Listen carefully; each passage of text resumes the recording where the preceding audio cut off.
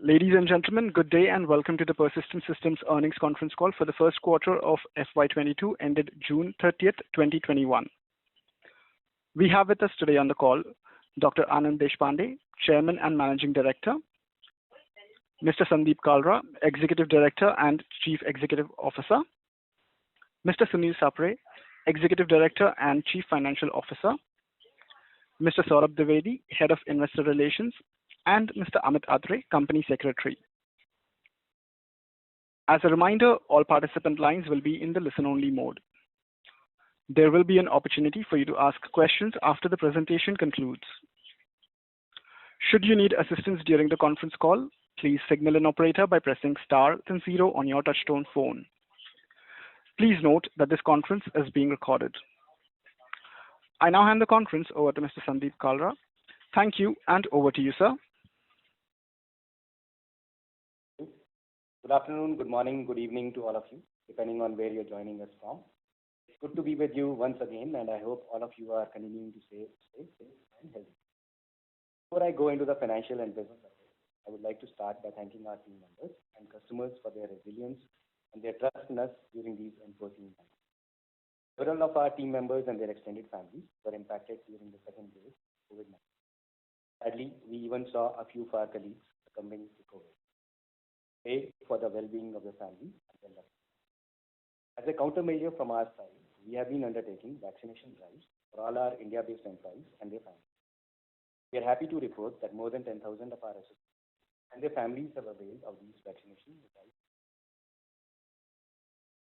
As the vaccinations have progressed, a small percentage of our employees have also started to work from office.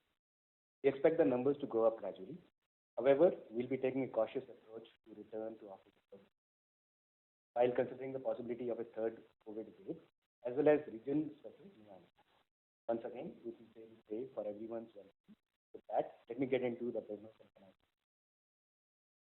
Coming to the quarterly financial performance, as you would have noticed, we delivered yet another quarter of strong growth, delivering continued progress on all major business metrics. On the financial side, the revenues came in at $166.8 million, giving us a growth of 9.2% quarter-on-quarter and 27.3% year-on-year. This is in US dollar terms. In rupee terms, this translates into a growth of 10.5% quarter-on-quarter and 24.1% year-on-year basis. This is among the best quarter-on-quarter, year-on-year organic growth delivered by us as an organization. Our EBIT for Q1 came in at 13.5%. This translates into an EBIT growth of 13.5%. And this translates into a growth of 13.7% Q1. Now let me give you a little color on quarter's performance from an industry vertical and service line perspective. Quarter's growth was broad-based and was led by healthcare and BFSI industry verticals. These grew 15.5% and 11.8% respectively on a sequential quarter-on-quarter basis, followed by software and high-tech segment that grew by 5.2% on a sequential quarter-on-quarter basis. On a year-on-year basis, the growth was broad-based as well, with all the three industry segments faring very well.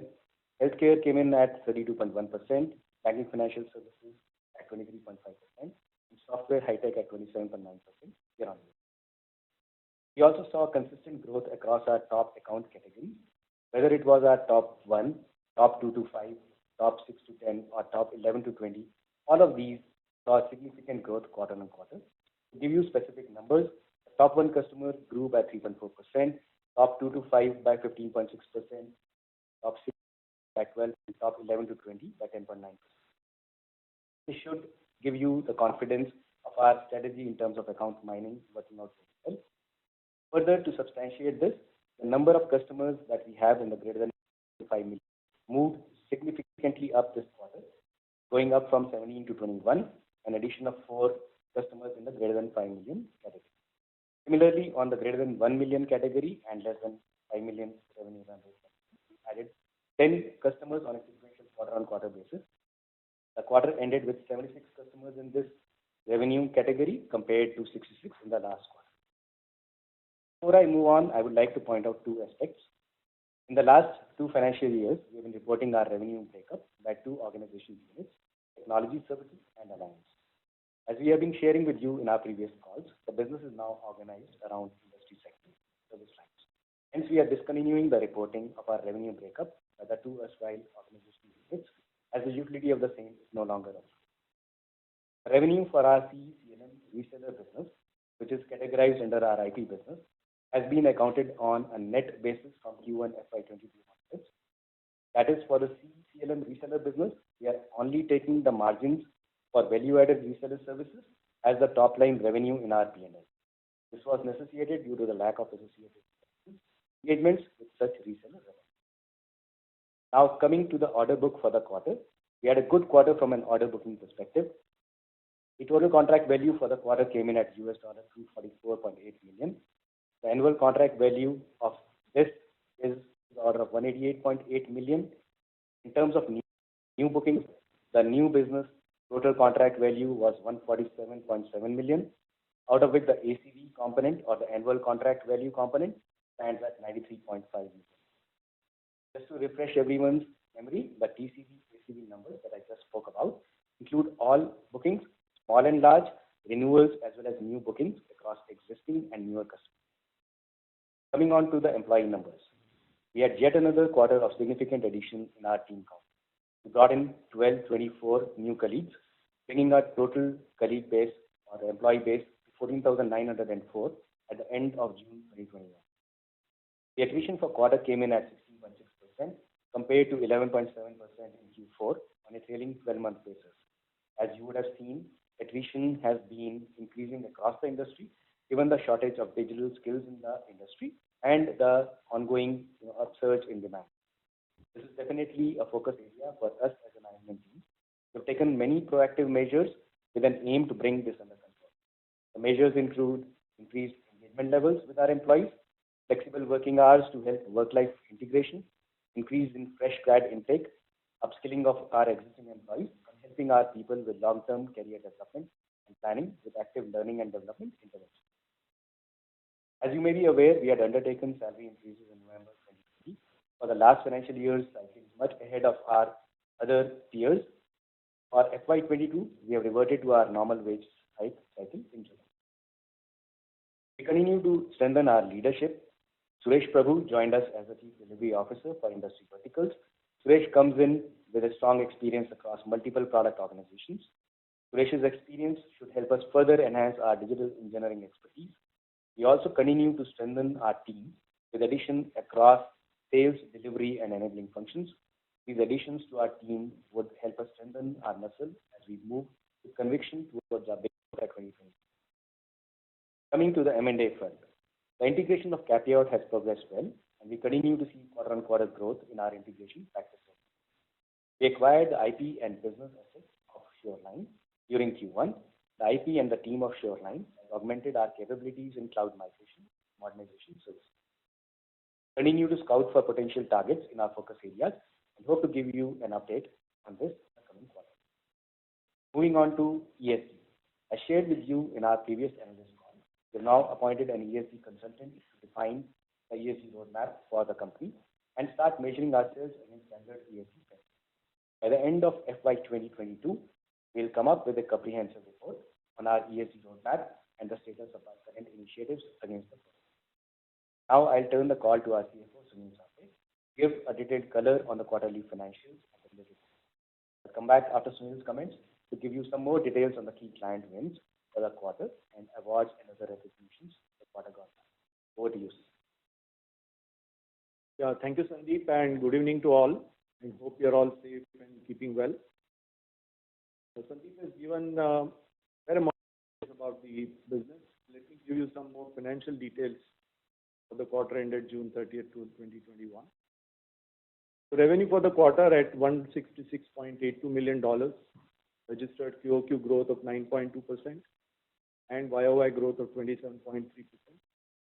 And you will recall that in the year of the pandemic, when the pandemic outbreak happened, in the first quarter of last year, we have also had a growth. So this is a significant improvement in year-on-year growth that we have seen. The revenue in INR terms was 12299 million, reflecting growth of 10.5% QOQ and 24.1%. As regards industry verticals, BFSI grew at 11.9% by 11.8% quarter-on-quarter, healthcare by 15.5% Q2, and technology companies by 5.2%. Coming to linear revenue, offshore linear revenue grew by 10.7%, primarily on account of volume growth of 8.6%, while billing rate grew by 2%. The on-site linear revenue grew by 12.9%, comprising of volume growth of 10.2% and increase in billing rate by 2.4%. With continuing efforts on improving the level of engagement with customers, you would observe that the number of customers in greater than 5 million category went up from 17 to 21, and in 1 to 5 million category went up from 66 to 76. As you are all aware, this quarter has visa expenses on H-1B visas. The impact of this cost on the margin was 50 basis points. Given the increased demand for talent in the market, the attrition during the quarter went up to 16.6%. We continued the hiring momentum during the quarter, adding 1,224 to the net headcount addition. This is on the back of the 2 quarters gone by in the earlier year, where, if you remember, we added 1,618 employees in Q3 and 1,242 in Q4 of last year. The gross margin stood at 33.5% as against 33.9% in the previous quarter, largely because of the one-time seasonal expense on visa filing. S&M expenses were in line. As regards G&A expenses, there was an impairment in one of our investment in startups. The impact of this on the margin was 60 basis points. There was also an increase in recruitment expenses on the back of continued hiring and some leadership hires. Collections from customers against some receivables that we had provided for earlier resulted in reversal of doubtful debt provision, whereas the total spend on donation towards COVID was slightly higher than the previous quarter. So these 2 items in some sense offset each other. Overall, SGA was at 17.2% as against 17%. The EBITDA came in at 16.4% as against 16.9% in the previous quarter. You will observe that these 2 one-time or one seasonal item in form of visa costs and the other in terms of the impairment are the 2 main reasons. Otherwise, most of the items were in line. Depreciation and amortization accounted for 2.8% against 3.8% in the previous quarter. As you will recall, we had mentioned about one of the products that had completed amortization in the last quarter. With that, EBIT was at 13.5% as against 13.2% in the previous quarter. Treasury income for the quarter was rupees 256 million against 211 million in the last quarter. Forex gain was rupees 109 million against 174 million rupees in the previous quarter. With that, the profit before tax was rupees 2031 million at 16.5% as against 16.6% in the previous quarter. The effective tax rate for the quarter was 25.5%, same as in the previous quarter. And with that, PAT for the quarter was rupees 1512 million at 12.3% of revenue as against 1378 million in the previous quarter at 12.4% of revenue.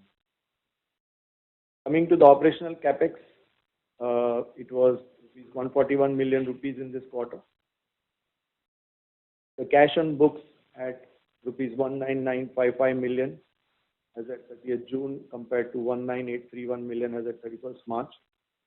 As you would be aware, quarter happens to be a quarter of payout of the annual bonuses and thus trends lower in terms of net cash added during the quarter. As Sandeep mentioned, we also had a small acquisition related payout during this quarter. As collections continued to be very good, the DSO came in at 54 days as against 55 days in the previous quarter. Forward contracts outstanding as at 30th June was $140 million, an average rate of 70.78 rupees. Thank you all, and I hand it back to Sandeep. Thank you, Sunil. Now to give you a color on the key client wins from the quarter. Our press release for the quarterly result carries a number of our wins and I'll just highlight a few. The banking, financial services, and insurance segment, we were chosen as a partner to co-engineer our next generation microservice platform and to manage the legacy products by a leading US state and local government solutions provider. This is roughly a 5-year deal with a provider to pretty much take the legacy products to the next generation and also accelerate the product roadmap.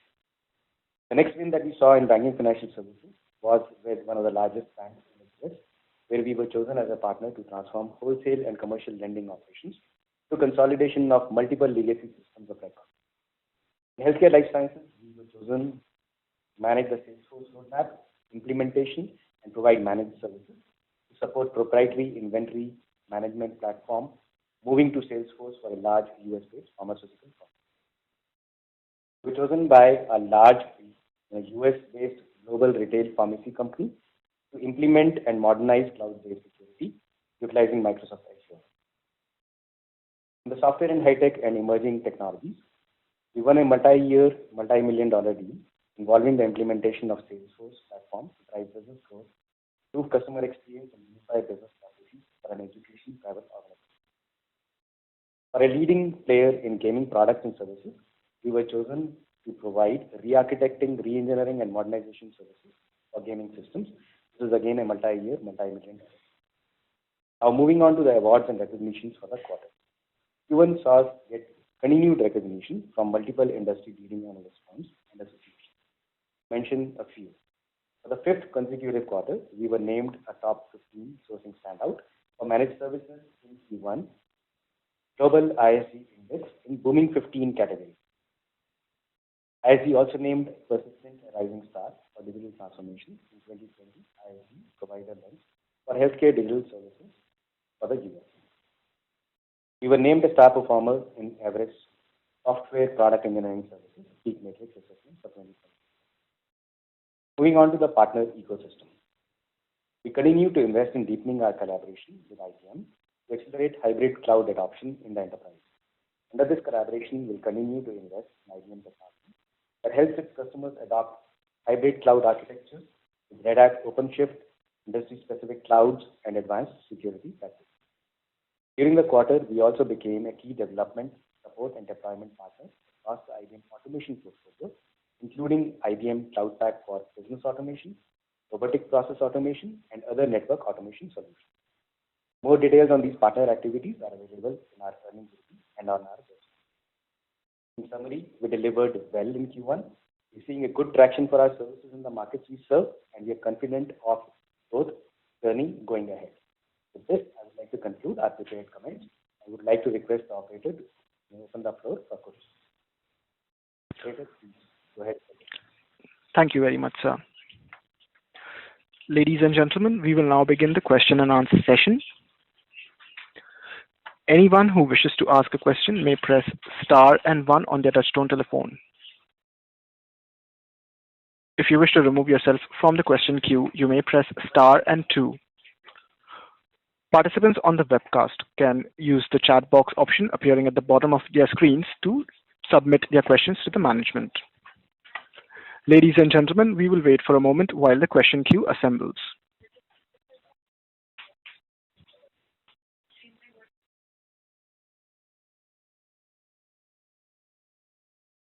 Right, I'll begin with the questions on the chat first, and then we can go to the audio questions.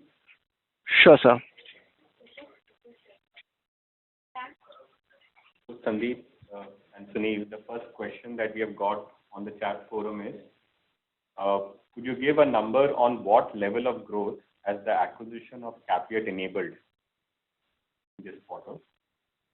Also, do you expect to margins going forward? Sorry, I'll take that question and I'll have Sunil answer that. Margin. And can you tell us who asked the question so we can? So yeah, the question came from Janil Jain from Omkara Capital. Okay, sounds good.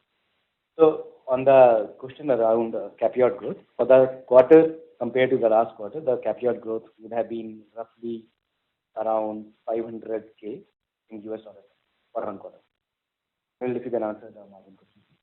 Yeah, sure. So on the travel expenses coming back, while there has not been resumption of travel in a very big way, but we do expect US and Europe to slowly have increased travel going forward. The next 2 quarters, we can expect about 30 to 40 basis points of increase in travel expenses, which will come back by end of December. If we reach a good level of vaccination in India, then the outbound travel from India could also start towards 2022. So overall, if we look at the full year, it will take 2 or 3 gradual moves towards taking the travel expenses back to a level of 1%. It will still not be the same as what it used to be in pre-COVID time. That is how we look at that. Right. And Sunil, we may want to clarify the travel expenses for this quarter, just to clarify, were on account of H1B filings and not on account of travel.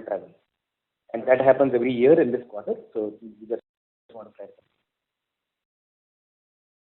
Before we go to the audio questions, I think the only other feedback I got on the chat forum is maybe the voice from our side is a little low. So if we can speak a little more loudly. Thank you. We'll move to our first. We'll move to our first audio question, which is from the line of Nitin Padmanabhan from Investec. Please go ahead. Yeah, hi. Good evening, everyone, and congrats on a great quarter. Now, the first question was around the TCV and ACV data. Now, it's been like 3 quarters of this data. In the current quarter performance, is there revenue accretion from deals won in Q3? That was the first question. So you're talking about deals won in Q3, revenue accretion from that obviously would have happened. A little bit, as you look at it, some of these deals take time to ramp up. And that's what is happening. As we, kind of win deals over the quarters, every quarter as these ramp up, you are seeing the revenue consistently kind of, go up in terms of growth. If that was the question. Yes, that was the question. Thank you. The second one was on, in terms of the rising attrition and the compensation increase, I think we are likely to give next quarter. Just wanted your thoughts on how are you approaching that and what's the, potential impact there when we look at next quarter. So for us, the pay wage, the hike cycle is July onwards. So we've already given the letters out in terms of our increase. Started, right? I will let Sunil comment on the margin impact and what our plans are to recoup that. Sunil, over to you. Yeah, sure. So, if you recall, historically, we've been having wage hikes, and typically the revenue growth and several other levers most, commonly allow the company to recoup. Now, currently we are seeing 2 phenomena in the market. One is that we have significant tailwind in terms of revenue growth, but this is coming also at the in a combined way where the digital technology-oriented skills are not exactly adequate to fulfill this demand. As a company, what we have done is we have significantly increased the hiring over the last few quarters, and that's where you will find that our utilization, offshore utilization, has hovered around 80%. So we have first concentrated to ensure that we are able to fulfill the business. Now, at this point in time, we have the utilization lever, which is significantly, you can say, one of the areas that we are working on. The second part is also the mix between lateral hires and fresher hires. That is another area that we are looking to optimize. And lastly, of course, the fact that we have onboarded these people and the conversion, when it happens in terms of better utilization, will provide the cushion to absorb the pay hikes. So these factors are what will be the areas to look out and watch out for. And we are conscious of the fact that we have to manage the attrition in a controlled environment. I mean, in a manner that we can be comfortable with respect to deliverables and the sustaining the quality with the customers. Last but not the least, we will also take a conscious view in terms of potential areas where we can work with customers wherever we have flexibility in pricing because I believe that there is a point of time when customers do understand that these skills are not easily available, and to ensure that their deliveries and quality is not affected, we do have pricing power in some of our businesses. I hope that gives you a good understanding of how this will pan out. Yeah, sure. That's very helpful. Only the quantification of what we could expect in terms of potential headwind is the only last thing, and then I'll get back into the queue. Thank you. Yeah, in terms of overall impact from the wage hike, it will be of the order of 250 to 275 basis points, and we expect all these levers to allow us to absorb most of it. Maybe there could be a 75 to 100 basis points of headwind in one quarter in which pay hikes actually start. But with increased revenue, we're trying to see how much we can contain that. But it will not be more than that kind of. Very helpful. Thank you so much, and all the very best.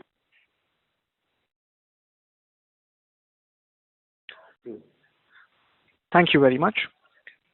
Next question is from the line of Vimal Goyal from Union Asset Management. Please go ahead. Yes, thank you for the opportunity, and firstly, congratulations to the team. Splendid results. I have two questions. The first one is on attrition. So you mentioned that FY21 really saw industry-leading wage hikes being rolled out by the company, and despite that, the attrition, while it has been a phenomena for the industry as a whole, but our attrition, a sequential increase in attrition seems to be a tad higher as compared to what some of the peers that have reported numbers. So if you could just give your comments there. The second bit is on your subcontracting cost. So currently our subcontracting costs are at 14.7% of sales. This is probably the highest in the industry currently. What is your sense? I mean, how does our business particularly need such high levels of subcontracting? If so, what would be the sustainable level for subcontractors going forward? And along with the margin levers that you just mentioned, could lower subcontracting cost be another lever that we should count? Thank you. That's all from my side. All the best. I'll take the attrition part, and I'll have Sunil talk about the subcontracting cost. So on the attrition side, you have to look at companies in the context of the areas they work in.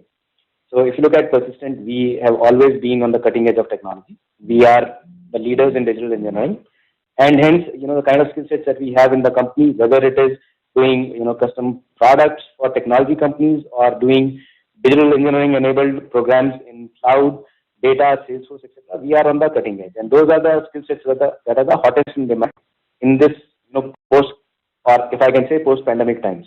So that is the reason that we may have a tad bit higher, attrition that looks like from the outside as compared to a general purpose, IT services company which also does, ERP or legacy stuff or legacy infrastructure management. So that is the rationale that is there. Having said that, this is an area of focus for us, and we are committed to, making sure we do the best in terms of engaging our employees, and we have good plans in place for that.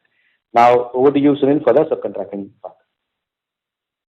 Yeah, sure. So, on the subcontracting side, you would have observed over the last 2 quarters, given the fact that we are continuing with this situation of restricted movement, right? So on one side, the flexibility of using your own staff while they may be in a particular country, but the mobility of that staff within the country is limited. Whereas we have been winning deals, you would have seen in several new areas where we definitely require certain skills that may necessarily not be available to join on a full-time basis. Our approach is to ensure that we are able to convert these as we get more visibility of their continued deployment, and not to kind of engage them that can lead to disruption of costs. So the whole idea is to optimize that, and be rest assured we are continuously keeping track to ensure that they are that is a channel that we use only in select cases and to fulfill the needs. Once the flexibility to travel improves, the reliance on that will gradually reduce. So is it that, maybe there is a need for more, local delivery centers? Probably that could have been the case if we had more local delivery centers outside and probably had more, local employees hired before. We wouldn't have required so many subcontractors. And the subsequent question then would be that, if at all we are, as and when travel starts, you will replace it with, your people on site. And further, can those on-site people then probably, can that work shift offshore when the project really, is steady state? So can that happen? And as I said, the question was really to gauge if subcontracting can really be a margin lever for you. And lastly, just one more question on the TCV. Is there the sequential decline in the TCV this quarter? Okay, so let me answer these questions. So as far as, and I'll try and keep it brief because we need to, take multiple people's questions. So absolutely, you are absolutely right. In an ideal scenario where COVID could have been predicted, people would have had, onshore hiring done and, we would have any which way scaled up the nearshore, onshore kind of things. They are on the roadmap. As soon as the COVID gods allow us to do it, you will see us have, more presence on site as well as, nearshore centers. Is it a lever going ahead for margin improvement? Yes, it is. But again, we'll have to let things pan out as we go along. The first and foremost thing is to make sure we have a good growth going. We need to fulfill our customer demands. We need to deliver our projects, absolutely impeccably. And that's where some of these things will play out. So that is first thing. And in terms of TCV, look, a company that does, today we announced, let's say $166.8 million, roughly $167 million. We are talking of TCV of 245. And last quarter also, the TCV was roughly in the same range. So I think it's a fairly healthy thing. As a management team, we are fairly comfortable with this. Some quarters will be higher. 2 quarters back, it was higher than this. Some quarters will be at this level. Some quarters will be at a lower level. Look at it from a annual perspective and look at what we have delivered on a sequential quarterly or sequential year-on-year basis. All of these point out towards a healthy trend. And we are comfortable with the TCVs where they are. And we will, try our best to do more. Great, sir. Congratulations Hopefully once that again and all the best. All the best, sir. Thank you. Thank you. Thank you. Ladies and gentlemen, in order to ensure that the management is able to address queries from all of the participants, please restrict your questions to one per participant. Time permitting, you may return to the queue for your follow-up questions. The next question is from the line of Sandeep Shah from Equirus Securities. Please go ahead. Yeah, thanks for the opportunity and congratulations on once again a great quarter as a whole. So Sandeep, my question is more on the operating leverage. So despite last 3 to 4 quarters solid Q-on-Q growth which is coming, the EBITDA margin though on a YOY basis looks better, but on a Q-on-Q basis has been hovering around 16.5% to 17%. And one obvious reason is the increased supply side issue. So in this scenario, how do you tackle this supply side issue in terms of business perspective? A, in terms of pricing negotiation with the client, because you are also saying the attrition is going up because of the hot talent. And B, in terms of any restructuring of your low margin business units, if you can throw some light besides the other margin levers which the CFO has spoken about. Sure. So as far as pricing negotiation is concerned, I would say it's a collaborative thing with our customers. A number of our customers have been with us for years, and even the newer customers understand the market dynamics. And so we are in discussions with many of those on seeing when the contracts, anniversary periods come, how we can, work with them to bring in the COLA at the right levels, etc. That gives us the cushion to be able to, retain the talent and do the right things. And in some places, we are looking at other ways and means of doing special bonuses along with the customers as well. So that's as far as price negotiation is concerned. All of that is on that table. And the other part about low margin businesses, at any point in time, we are, having an eye on the low margin business. And we are continuing to rationalize some of that. If there are more hard we need to take, absolutely do that. We have brought good tailwind behind us. We have a good growth momentum. And so decisions small or large on low margin businesses, rest assured we have an eye on the ball. Balance, if we take those decisions, we'll announce with time. Okay. Okay. And just a second question on terms of alliance business. Can you throw some light whether it's now on a consistent growth path, both on the IP as well as in terms of revenue, and also any efforts to improve the margin on this side of the business? And just a feedback, today, I think the audio of both the CEO and the CFO has been weak, so I think there is a difficulty in hearing your opening remarks. So if you can rectify, it would be really appreciated. Okay, we'll try and speak a little louder. Let us know if this is any better, Sandeep. Is this any better for you? Yeah. It's better. I think in the opening remarks it was really bad, and it has improved thereafter. Yeah. Okay, sounds good. If we have time towards the end of the call and we are able to complete the questions, we'll try and do that. And otherwise, in the recorded version, we'll make sure that it is corrected. So, let's go back to the alliance business. Your question was on the growth in the alliance business. Yes, so alliance business is definitely seeing some amount of growth. If you look at our top one customer, the sequential part is the alliance business. So you can pretty much relate to it. The top one business grew by 3.4%, sequentially. So from that perspective, you should be able to gather between that and the fact sheet that we have all the details about that.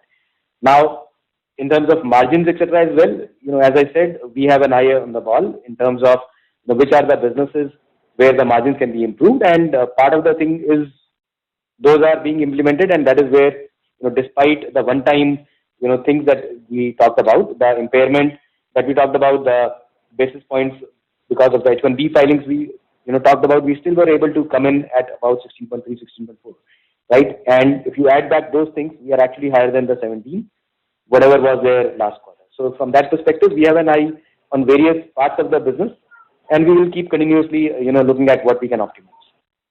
Okay. And last question, if I can squeeze, Sandeep, Sorry to interrupt, Mr. Shah. Mr. Shah, sorry to interrupt, but may we please request you to return to the queue for your follow-up question, as we have several participants in the queue waiting for their turn. Yeah, no issue. Thanks. Thank you. Thank you very much, sir. The next question is from the line of Manik Taneja from JM Financial. Please go ahead. I thank you for the opportunity and congratulations for a very solid performance. I'm just trying to prod you a little bit further on the revenue productivity trends. We've seen about 2 to 2.5% sequential increase here. Do you think that the tight labor market drives an opportunity to press customers for higher pricing, especially because of the tight supply side environment? That's question number one. The second thing is that if you could help us understand the number of freshers hired in the quarter, the plan for the year, and given the fact that historically the industry used to complain about the quality of fresher talent, and currently most of the industry peers are talking about increased fresher intake. Do you think that problem rears up, starts showing up once again after a certain amount of time? Thank you. Okay, so let me go back to the first question first. So the first question, if I got it right, is you were asking about typically the increase would be in the 2 to 2.5% range in terms of the price increase on a yearly basis. In this situation, do we have the ability to go higher? So in some cases, yes, but we have to be cautious of the competitive market that we play in. So while we definitely believe we have the pricing power in some of the customers, in a number of larger customers we play in a competitive environment as well. So wherever we have the ability to play competitively and do more, we will do more. Otherwise, it may be in this range and so on. So that is as far as that is concerned. In terms of fresher hires, we had roughly about 400 freshers in this quarter. For the yearly basis, we are looking at roughly about 2,000 freshers, but they will obviously be staggered out and they will go through their training programs, etc., before they become productive. A typical training program may last between 4 to 6 months, depending on the technology that they are in. So that is the high-level answer to your question. Thank you. Thank you. The next question is from the line of Mohit Jain from Anand Rathi. Please go ahead. Hi, sir. This is actually a follow-up of the previous one. I think the first part of the question is billing rate improvement seen in 1Q FY22. So what happened in the last 3 months that your billing rate both on-site and offshore has moved up sharply and changing the trend which we were seeing over the last few quarters? And second is on the fixed component of S&M. S&M cost as a percentage of revenue is behaving as a totally variable cost. So is there some element of it which moves in line with revenue, or should we expect it to behave like a fixed cost going forward? Thank you. So I'll have Sunil answer the questions. Sunil, go ahead, please. Yes, on the sales and marketing costs, I don't think that they will be fixed in absolute terms. There will be some kind of additions to the cost happening, but in terms of percentage to revenue, you will find that on a wider revenue base, there will be some release of basis points in the sales and marketing cost. And on the first question about billing rates, yes, I mean, consciously we have been working with clients and trying to optimize the pricing position that we have, like Sandeep mentioned, whether in new projects or in case of renewals, wherever we have an opportunity to discuss the same with the clients. We have that kind of a benefit available in certain parts of our business.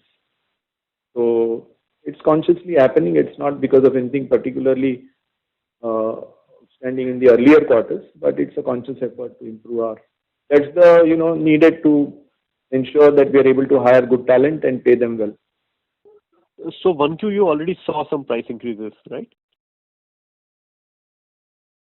Yes. Yeah. Okay, thank you, sir.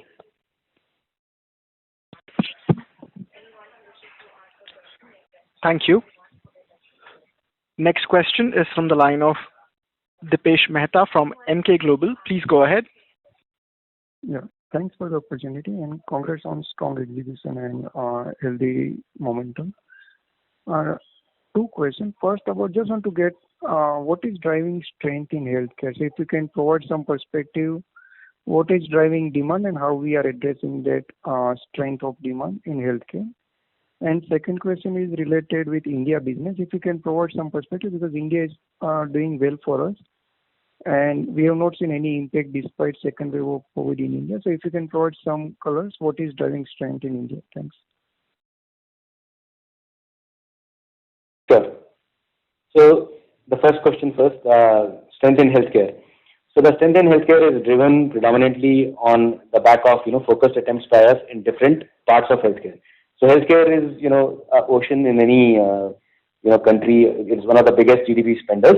Healthcare part, as far as we are concerned, there are instrumentation companies and medical device companies on one side, and on the other side you have pharma payer providers. So we have gone deeper into hiring talent, which can kind of go into each of these segments and mine these segments for us, whether it is for the existing customers and also do the right logo acquisition from a new perspective. Now, in the instrumentation companies, that has been a traditional strength for us.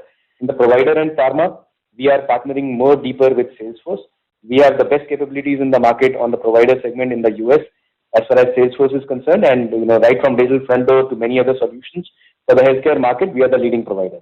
So that is what is panning out well for us, and we have further invested in our sales capabilities. We should try and keep this at pace.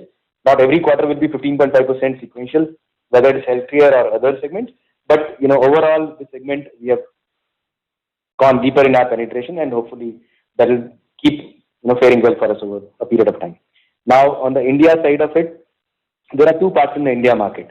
There are a number of our global customers whose Indian subsidiaries we work with. So that is one segment for us.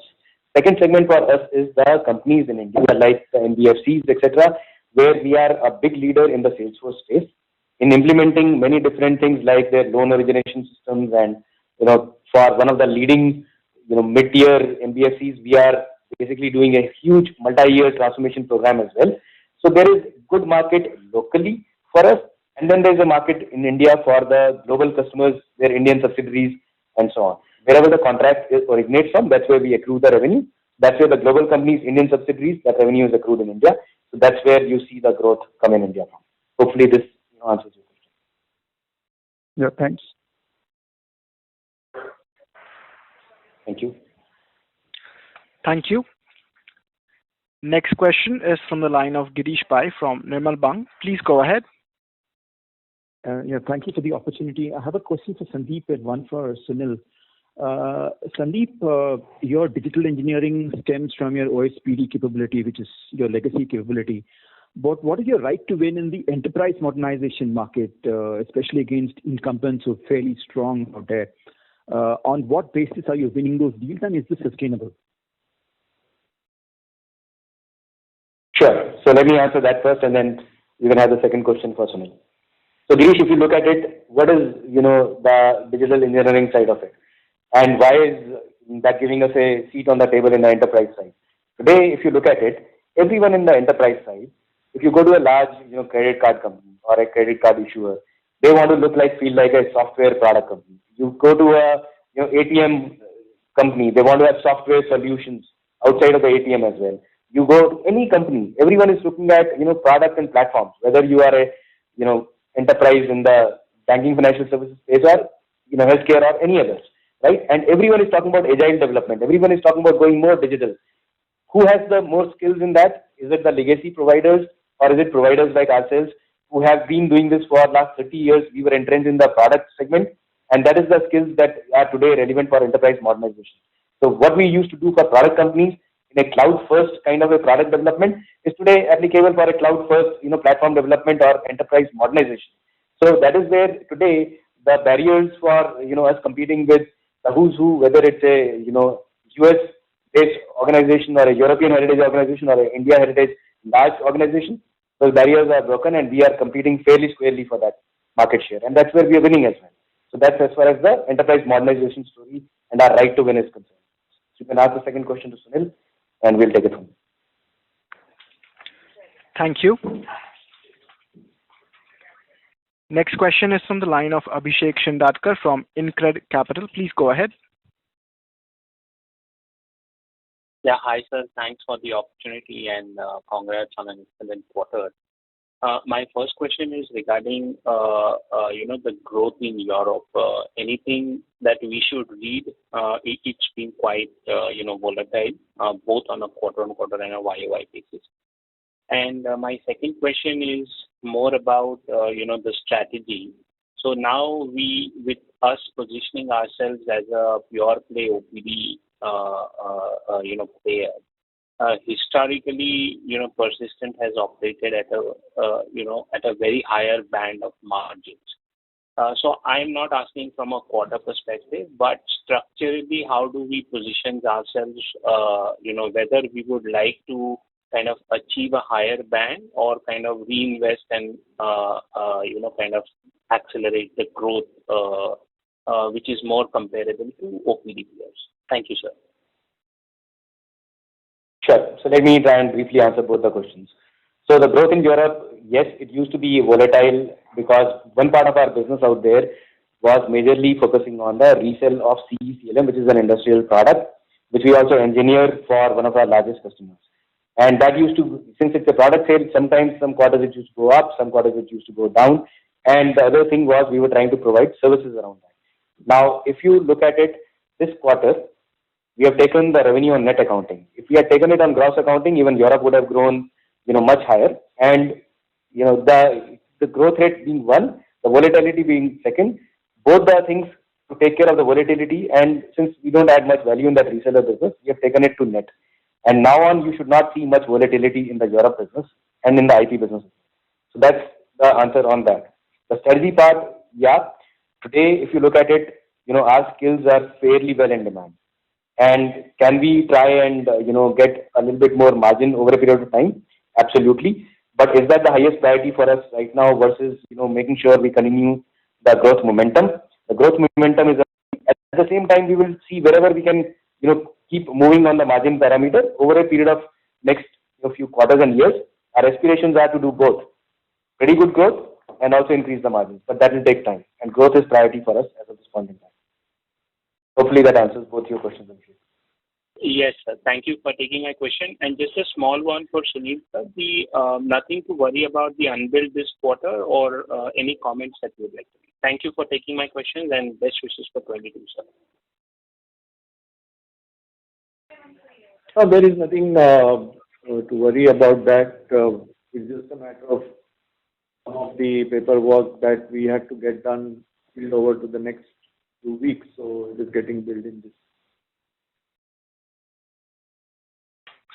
Thank you. The next question is from the line of Madhu Babu from Canara HSBC. Please go ahead. Yeah, hi, sir. So now I think our growth is almost mimicking EPAM. So do you encounter EPAM and Globant in competition in a couple of our deals? And second is that with the kind of cash balance and with the kind of momentum, is it the right time to go for a much bigger acquisitions? Thanks. Sure. So Madhu Babu, yeah, we encounter a variety of competition in different kind of segments that we deal with. In some segments, we do compete with our, the names that you mentioned, the EPAMs and Globants as well. And in some segments, we compete with other people. And our growth rates, as you rightly said, they are inching up, and hopefully it bodes well for us for the long run. Now, the second part of your question was around acquisitions. So at any point in time, we are evaluating 3 to 4 tuck-in acquisitions, and should we find the right target, we'll absolutely go after it, and that is definitely a stated part of our strategy. And we have very clearly said our acquisitions would be tuck-ins, either to make us more smarter, sharper on some of the service lines that we have, or to go deeper in an industry vertical, whether it is BFSI or healthcare, or in a geography like Europe. So we are working on all this pivots. We hope to announce something in the next quarter or so. And it will be an ongoing process. Thank you very much, sir. Next question is from the line of Rishi Jhunjhunwala from IIFL. Please go ahead. Yes, thanks for the opportunity. Sandeep, one question on headcount, right? So, our headcount is consistently growing at least 10 percentage point above revenue growth for the past 2-3 quarters. How do we read that? I guess, there could be 2 or 3 ways in which it could pan out. Either revenue growth catches up with headcount growth, or you will cool off, hiring over the next few quarters. Or probably is it the case that incremental business is coming at lower pricing, and as a result, while volume growth might still be there, it's not necessarily translating into revenue growth. So just wanted to get some clarity around that. Right. So overall, the headcount will continue to increase because a number of our businesses, obviously are dependent on our ability to, staff them and scale them over a period of time. So our business is, a good amount of that is linearly dependent on the headcount. I wouldn't read it into the headcount increasing as yield decreasing or, cooling off and so on. At least for the next few quarters, we believe the headcount, this pressure will still be on, and we can do with more. More is less here as of this point in time. And if you look at the realizations, etc., we are comfortable, and we talked about, hopefully trying to increase it. Hopefully that answers. If I missed something, please let me know. No, that's fine. And just quickly, hello. Hello, please. Yeah. So, Go ahead, please. Yeah. So this quarter's growth, right? I mean, clearly it is one of the best quarters for you. And just wanted to understand whether, is the growth also could be attributed to some of the revenues probably, getting booked later in the end of the quarter, which could have otherwise spilled over to next quarter? Or do we expect the momentum to continue in the next quarter, given that it's generally seasonally fairly strong, even though, of course, not similar kind of growth, but it will remain healthy? So the bookings, etc., that we have done, if you look at the booking sequentially on quarter-on-quarter basis, that should give you the confidence of the growth continuing. I'll not put a percentage there, but and there was no end of the quarter phenomena. There's no one-time IP license, etc., that we sold. It was scaling up of services business over a period of time and built up over the quarter based on the deals that we won in the last few quarters and even in this quarter.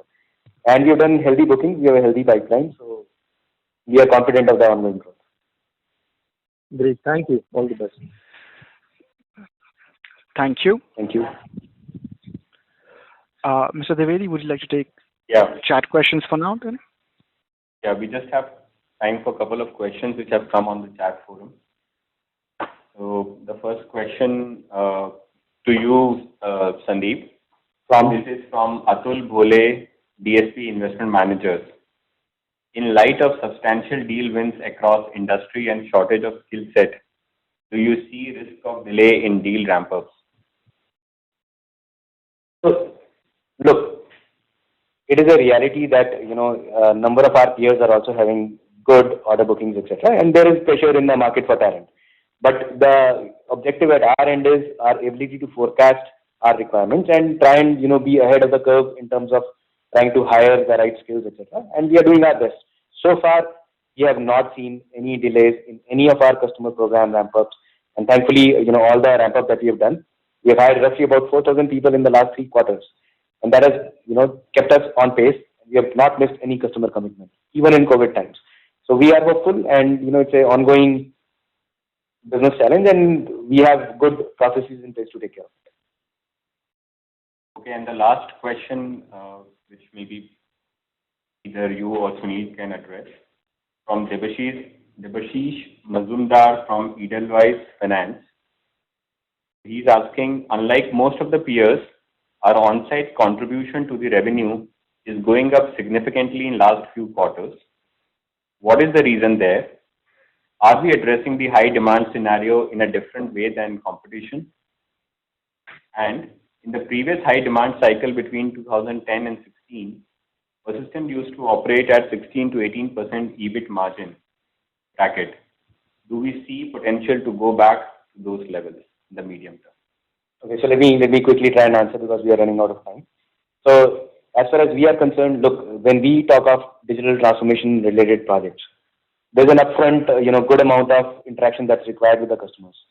And at times you need more, upfront headcount to be deployed on site to be able to, have those discussions and engage at the levels with the business that we need to. So that is there, and, those are normal business scenarios. So I don't think that's a thing to worry about. As far as the margins are concerned, as we've said, we've got a good growth going.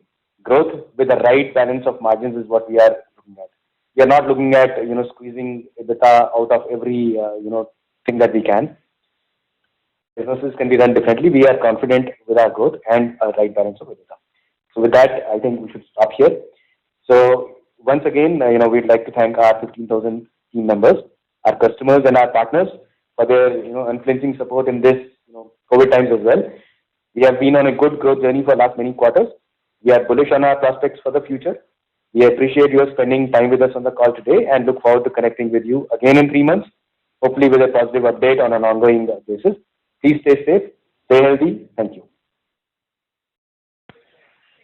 Thank you very much, management. Ladies and gentlemen, on behalf of Persistent Systems Limited, that concludes today's conference. Thank you for joining us, and you may now disconnect your lines.